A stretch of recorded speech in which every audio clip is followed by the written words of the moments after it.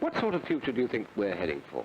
The year 2000 AD, say, a mystic date, but it's only 32 years away. How will we live as we slip into the 21st century? There will be a population of 65 million, rather than today's 55 million. Most of this population will live in complex cities, and sophisticated new forms of building must be developed to shelter us. We'll spend all our time in cities, except when between 10 and 20 million may want to travel overseas to vacation on the hot beaches in the sun, rather than the 2 to 3 million who travel overseas today. Think of the transport and accommodation we must develop to cope with this change. We should assume a peaceful world and plan on that basis. The communication satellites will make it as cheap to telephone Africa or Australia as to make a local call. We will be able to choose the sex of our children.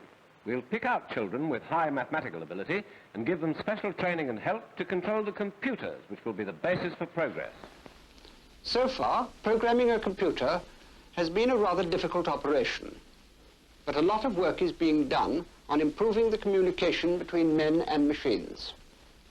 The greatest progress in future uses of computers will probably come from discovering new ways of instructing them, from the development of new programs, or software as it is called. Well, the new decade has predictably begun with thousands of predictions.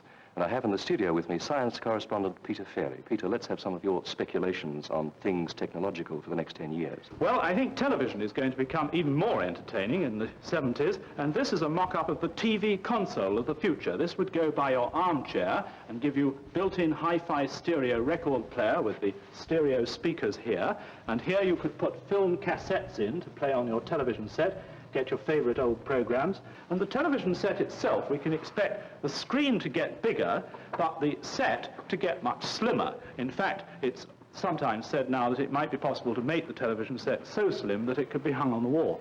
Marvelous.